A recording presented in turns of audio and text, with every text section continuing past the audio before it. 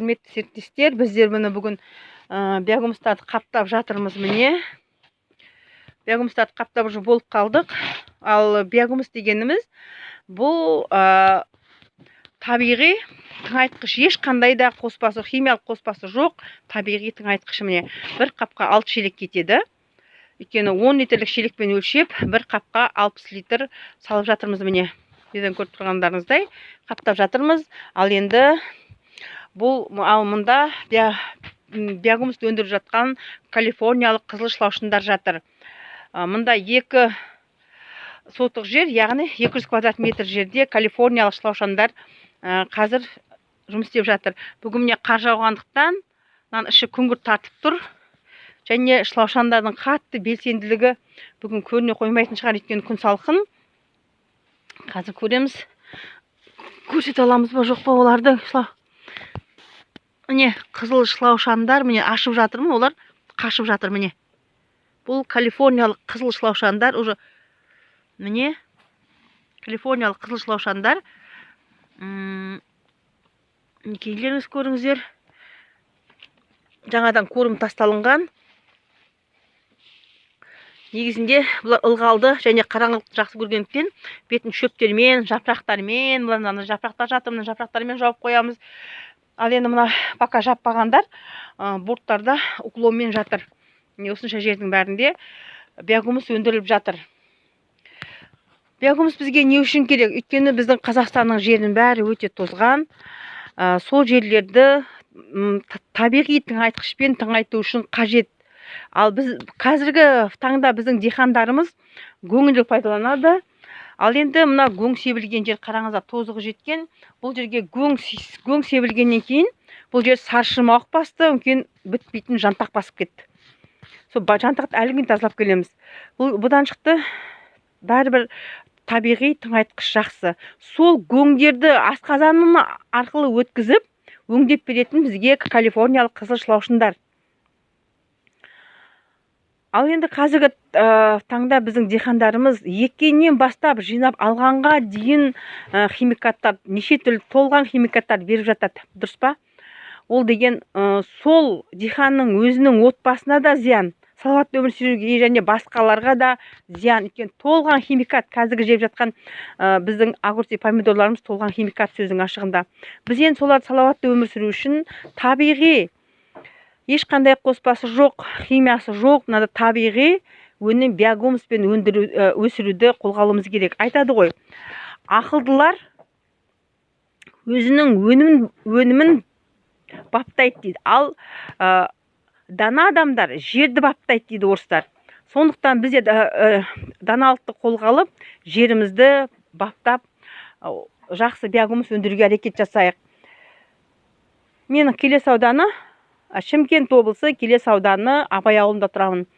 Ал енді шлаушан аламыз дегендер және биогумус алушылар 8701-293-57-98 телефонына хабарласыңыздар. Мұнда 40 квадрат метрде дайын биогумустар менен шлаушындар жатыр. Бұлар уже дайын, бұлар 6 айдан асқан 7-8 айлық дайын биогумус. Өйткені биогумустар өзінің толық қанығып несіне келу үшін 6 айдай уақыт болу керек екен. 6 ай жатқан биогумустар олар өте сапалы биогумус деп есептелінеді. Енді бір айда да, 2 айда да, 2 аптада шлаушанымыз көп болса, биогумус өндіріп шығара береді негізінде. Ал енді 6 айлық жатқан биогумустар әбден өзінің бойына сөлін сіңірген мықты биогумустар. Ал енді мына жақтағылар 200 квадрат метрде, бұл жақта да шлаушындар жатыр. Сонан соң мына жердің бетіндегі шлаушандарды сатқаннан соң бұның астында биогумусты да сатуға болады. Сонан соң жердің астында прямо бәрін алып қойған екен, прямо жер қалады ғой. Жердің өзінде вермичайлар болады. 15 сантиметрге дейін прямо жер, мынаның бүкіл биогумустың сөлін өзінің бойына сіңірген ең мықты топырақтар пайда болады. Вермичайды бойына сіңірген. Біз қазір топырақтарын 3 сантиметр, 5 сантиметр көлемінде алдық жерден вермичайларды, өйткені вермичай сіңген топырақтарды, өйткені олардың бәрін өзіміз қолданамыз деген ниетпенен алып қалдық. Өйткені ол биогумустан да күшті құрамы. Мынау жатқан топырақтар, бұлар вермичай сіңген кәдімгі 3-5 сантиметрге дейінгі мына жерден алынған, биогумустың астынан алынған топырақтарды мына шетке үйіп қойдық. Өйткені бұл өте құнарлы, мықты топырақ, қолдана беруге болады. Ал енді әркімнің ауласында, далада шашылып жатқан малдың қиларын, гөңдерін алып, жуып, осылай калифорниялық шылаушындарды өсіріп, баптап, біз оны ақшаға айналдыруымызға болады. Біріншіден сіз бұның шылаушанын сатасыз, екіншіден биогумус, ал үшіншіден астындағы топырақ, вермичай сіңген топырақтарын да қолдануыңызға болады. Және де биогумустың өзінен сұйық биогумустар дайындап, оларды да өсімдіктерге кеңінен қолдануға болады. Құрметті дихандар, мына биогумус өндіруді, шылаушан өсіруді қолға алыңыздар. Өйткені ол сіздердің агроттарыңыз үшін, және де мынау біздің халқымыздың болашағы үшін, балаларымыздың болашағы үшін өте қажетті дүние екенін ұмытпаңыздар. Әр жерде шашылып жатқан мына қиларды алып, пайдаға жаратыңыздар. Енді біз гөңді пайдаланамыз. Гөңдер уже бұған тек қана 1 жылдық және свежий гөңдер дайындап, біз шылаушындарға береміз. Ал енді мына шылаушан алушылар біз қайда сатамыз оны демеңіздер. Бізде міне осы жазда менімен қатар бастаған балалар, мен бар жоғы 5 мың ғана шылаушан алып бастағанмын. Міне қазір қараңыздар, 200 квадрат метрде жатыр. Мен былтыр осы уақытта алғанмын 5 мың шылаушанды. Жай ғана мына ненің арғы бір бұрышына 1 квадрат метр жерге ғана кеп төгіп қойған болатынмын. Декабрьдің ішінде алдым, декабрьдің соңында алып, бір бұрышына ғана төгіп қойған болатынмын. Міне қараңыздар, қазір сол 200 квадрат метр жерде қазір менде шылаушандар күндіз түні еңбек етіп, биогумус өндіріп жатыр. Рынок қазір пустой. Шылаушан бағудан қорықпаңыздар, биогумус өндіруден қорықпаңыздар. Қазақстанның жері тозған. Бұны әрбір дихан алады, жай бір адамдар алады үйіне, что биогумус өндіру үшін. Ал шылаушанды да өзіміз сияқты адамдар алып, биогумус өндіруге әрекет жасайды. Рынок пустой, ешқандай қорықпаңыздар. Қазақстанда миллион адам тонналап өсірсе де, ол бізде ешкім конкуренция болмайды. Өйткені біздің жеріміз кең. Бүкіл жерді таңайтамыз дегенше бізге қаншама тонналаған биогумустар керек. Шетел қазір алып кетіп жатыр бізден. Өзбекстанда қымбат болғандықтан Қазақстан тасып жатыр екен биогумусты. Жігіттер қазір тонналап өткізіп жатыр ол жақтарға. Бізде биогумус өндірушілер әзір өте аз, саусақпен санарлықтай ғана.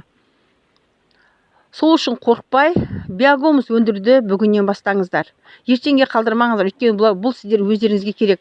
Сізден көп қаражатты, көп бір еңбекті талап етпейді. Ең басты қолыңызда арабаңыз болса, гөң таситын, және де күрегіңіз бен бесақаңыз болса болды. Біз мына жердің бәрін бесақамен мыналарды аударып шығамыз. Су сеуіп, бір-екі апта өткеннен соң қатты тығыздалып қалмау үшін бесақа, яғни айырмен барлығын аударып шығамыз үлпілдетіп. Күрекпен тиюге болмайды, өйткені шылаушандарды қарастар. Әрбір жұмыстың өзіне лайықты еңбегіменен жейтін жемісі бар. Ал енді бұл шылаушандардың, калифорниялық шылаушандардың беретін табысы өте мол. Бір жазда 8 миллион істеген балаларымыз бар, жұмыс бастап. Ал енді мен көбейту мақсатында сатқан жоқпын. Уже мына 40 квадрат метр жерді биогумусын және шылаушандарын мен сатуға қойып жатырмын. Уже жұрттар квадрат метрге бөліп, закладтарын беріп, алып кетуге дайындалып жатыр. Өйткені бірінші жерлерін дайындап алу керек. Жерлерін дайындап, бұны паниктің ішінде өсіру шарт емес. Кең далада, ашық жерде, огородтың бір шетіне, жаңағыдай үстіне жапырақтарды, шөптерді салып, жауып қойсаңыз, қыста үсіп өлмейді. Біздің оңтүстікте үсіп өлетін суықтың өзі жоқ. Ашық жерде, көп адамдар ашық жерде істейді бұны. Өйткені таза ауада, ашық жерде огородтың ішінде істейді. Әрі огород құнарланады, әрі жаңа огородта кең жер таза ауаның астында жатып, бұлар өсіп өне береді. Мен мына паниктің ішіне істеген себебім, менің мына панигім жері өте тозған. Бұл бұрынғы неше жылда мақталық жер ғой, соры шығып кеткен. Жаңа жерге бір ұрсаң кетпенің басыңа тиетін қатты жер. Мен сол үшін мына огородымды өзімнің панигімнің ішін құнарландыру үшін мен мына 200 квадрат метр жердің барлығына биогумус тастаған себебім сол. Өйткені осы паниктің ішін құнарлану керек. Паниктің ішін құнарландыру үшін мен әдейі тастап қойдым. Ал құрметті дихандар, химиямен өзіңіздің, балаңыздың және жұрттардың денсаулығын улай бермей, биогумус өндіруге әрекет жасаңыздар. Бұл сіздің аяғыңыздың астында жатқан ақша. Бір рет осыны қолға алып істесеңіздер, сіз бұның қаншалықты пайдалы екенін көздеріңіз жетеді.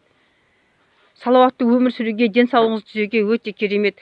Биогумус өндіресіз, әрі сатасыз, әрі тұрмыс жағдайыңызды жөндейсіз. Бұның өте пайдасы мол. Күндіз-түні осының басында шығып агротеккенде жүрмейсіздер, бір сасап қойдыңыздар. Жаздың күні су сеуіп тұратынбыз. Ал қыста бұл суды көп талап етпейді. Ашық жердегі мүлде керек жоқ. Тастайсың, көктемде бір ағаш аласың. Жаңағыдай биогумус өніп болған кезде. Кәне, құрметті дихандар, алушылар болса, менің нөміріме хабарласыңыздар. Және де менің каналыма тіркеліп, лайк басып, коммент жазып қойыңыздар. Келесі қызықты видеоларымды көру үшін менің каналыма тіркелуді ұмытпаңыздар. Келесі кездескенше сау болыңыздар. Әрбір видеомда мен әртүрлі осы биогумус өндірудің қыр-сырларын айтып отырамын.